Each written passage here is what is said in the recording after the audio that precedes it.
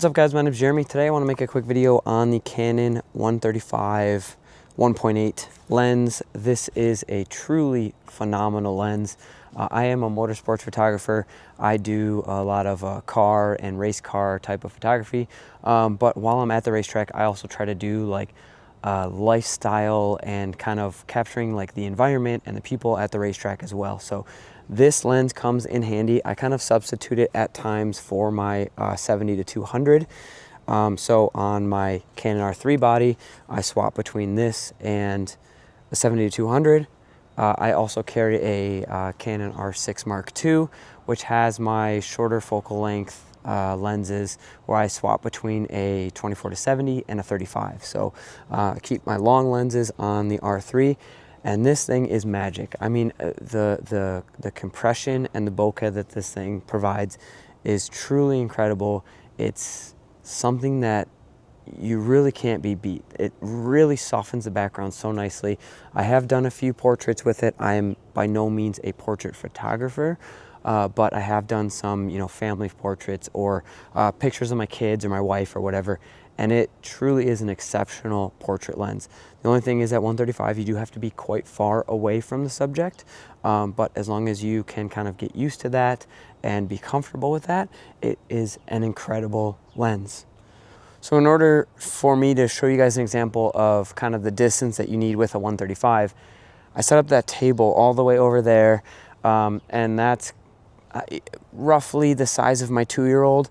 He might be a little bit taller than that, but in order for me to shoot a portrait style photo, I would have to be about this far away for him to fill the frame. And so from here, I am about, and roughly saying that one large step for me is about 3 feet. So we can go 3, 6, 9, 12, 15, 18, a little less than that. So about 20 feet away I have to be from him. If that were a full-size adult, I'd have to back up even more, because in this shot right now, I could not get head to toe an adult. If I wanted to do, like a upper half, I could at about this distance. I think that would be perfect distance. But to shoot a full adult or even like a couple or something like that, you do have to be quite a distance away, which can be really nice for photos because you get really good compression, but it can also be kind of difficult to speak to them if you want them to, let's say it's a couple and you want to do a different pose or whatever. You're going to be 30 feet away at that point, so then you kind of have to speak up or yell or whatever. So as long as they understand and you understand, it makes for incredible photos, but it's just something to keep in mind when you're shooting with a 135. All right, so now I'm going to give you guys a quick example of what the photo looks like. I have a RC car right here that I'm just going to place on the ground. And I like doing this because it shows, like with the leaves and stuff, it does help with showing bokeh and things like that. So I'm just going to plop it down right there, and I'll just take kind of a front 3/4 photo of here with that fence in the background. That fence is probably about 20 feet away. And then I'll pop the photo over this and show you guys what it looks like. I might be too close. Nope, that's pretty good. So I'll get down like this.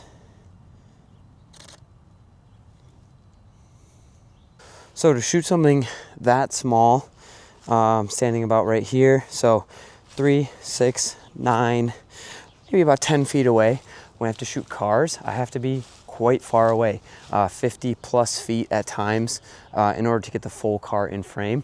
But again, it makes for some really exceptional photos. So put in a couple photos here. You can see the nice like foreground blur as well as the background blur, and you really focus in on the actual subject itself. It's super amazing for cars, super amazing for portraits. One of the really cool things about this, you can do a really cool shot of the front of a vehicle. If you're like straight on, head on with the vehicle, you can get the front of the vehicle in focus, and then everything else fades away nicely. It's just a really cool, like almost menacing type of photo. Very, very cool. So very fun to play with. I absolutely love this lens. It's truly incredible. And the size of this is very, very close to the 24-70 in terms of length and width. So 135 on the camera.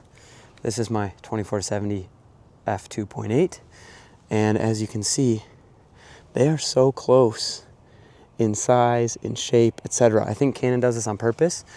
So if you're like a video person, it's really nice for gimbals. There's not a lot of tweaking that has to be done.